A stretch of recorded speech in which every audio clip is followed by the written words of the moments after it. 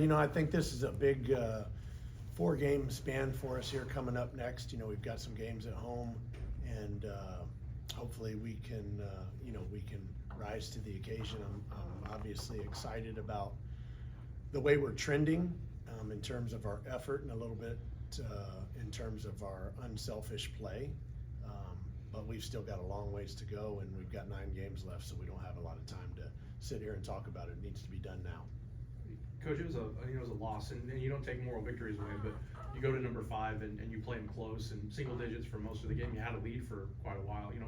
What do you guys take away from that, and how important is that moving forward? I take away the same things that we've taken away throughout the year, that when we play the right way and we defend and we rebound, we give ourselves an opportunity to go toe-to-toe with anybody. The problem is that at Houston, you don't rebound there for a while, and you turn the ball over, and now, instead of being up, you're down 4, 5, 6, 7 points, and it just turns on you so quickly. So we just have to continue to be more solid, more disciplined on both ends of the floor. I think post game last time that we got to talk to you, you said that in the past you guys have taken steps forward, but that maybe you take a step back at some point. Are there signs that maybe these steps forward that you guys have taken are going to last? Yeah. I mean, I always try to be positive about all of this. I mean, we came out and we were really good. Now, understand, Houston did not have Sharp playing. And now, with that being said, he didn't play at our place a whole bunch either, but he's a really good player. And we came out and we played well, and then we hit that stretch with 4, 5, 6 minutes to go in the half, and we turned the ball over, and Roberts and Tugler are just rebounding every single basketball, and we're not competing. And part of that is a little bit of who we had in lineup wise, but part of it is we just got to get in there and fight and compete harder. And that just killed us. You can't allow that to happen, whether it's the starters or the subs. You can't allow that to happen. I think Arizona State's got 6 guys that average double figures. Some nights you're going to know who is trying to score all the time. What challenges does it present whenever they've got guys all over that have Arizona scored? State's very talented. Offensively, they do a lot of things that put you in tough positions. They've got size, they've got shooting, they've got scoring. They're a really, really good basketball team. I've been very impressed with watching them on video. So we'll have to be on top of our game defensively. Other than the Houston's offensive board work, primarily on the offensive glass, I thought the team adjusted throughout the game. They adjusted to different situations, maybe better than they have in other games. Did the film show that? Yeah. I thought that there were a lot of positive takes from the film, other than losing, right? You've already touched upon it. You can't give somebody 16 points off offensive rebounds and you get 0 and expect to win. But there were certainly some really good defensive stands, especially early on for us. And then I thought that we shared and moved the basketball as well as we have all year long in the first 10, 12, 15 minutes of the game. But that 4 or 5 minute stretch before the half and 4 or 5 minute stretch out of the half, we buried ourselves. So to answer your direct question, yes, I do like or hope that the direction we're moving is in the right direction. I feel better about the consistent effort defensively. You like to go fast. You want your offense to move fast. A reflection of that was, I think you had them shut out in a category. I think you were 12-0 in fast break points. No, I don't think it ended that way. It didn't? No, I thought it was maybe that was 14, a half. 12 or somewhere Okay. around there, yeah. Right. We were able to force them in a few more turnovers in the second half, which helped us ignite things offensively. But in reality, the Houston game was one of the lowest possession games we've had in a long time. Both of your guys, Bryce and Pat, both talked about feeling good about the way y'all were able to start that game. They struggled to maybe point to exactly what led to that. Are there things that you saw that were different in this one that helped y'all have such a great start?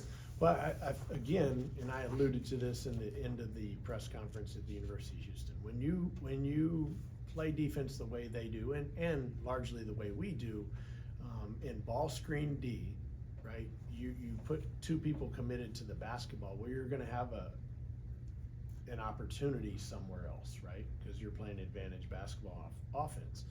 And I thought that we attacked their pick and rolls and moved the basketball as well as we have all year, right?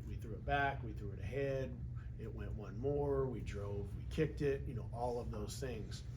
And towards that last 5 minutes of the half, we didn't do that. We took a couple selfish shots, we had a couple turnovers, and there's your demise.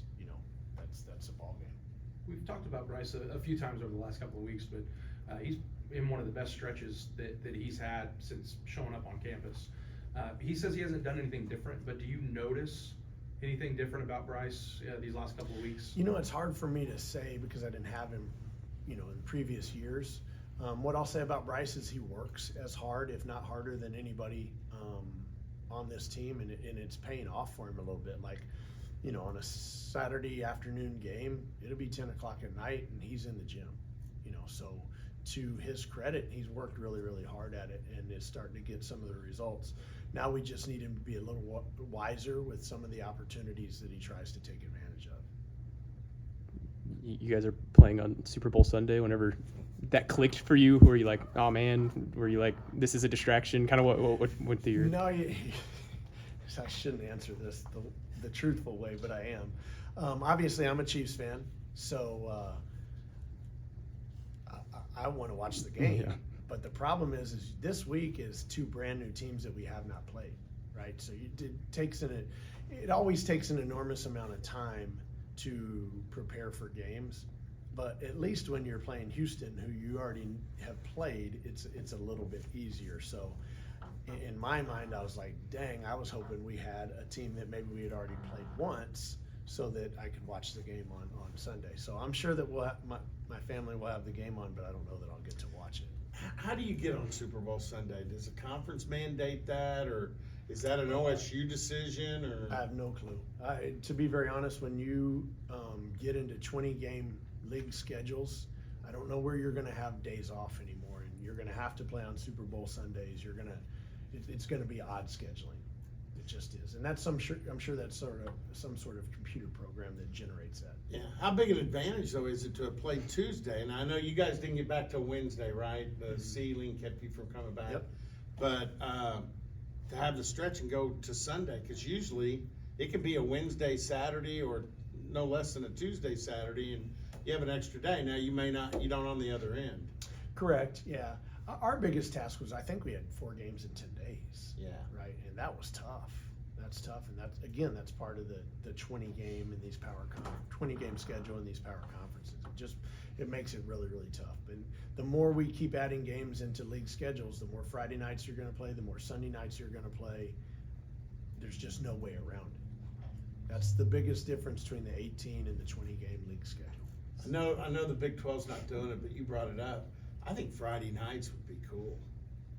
I know that in terms of television audience, they talk about that quite a bit, and they say that your TV shares are a lot bigger on Friday. I've never really dove into it, but I know when I was in the Big East, they talked about that a lot, and even in the Big Ten, they talked about it.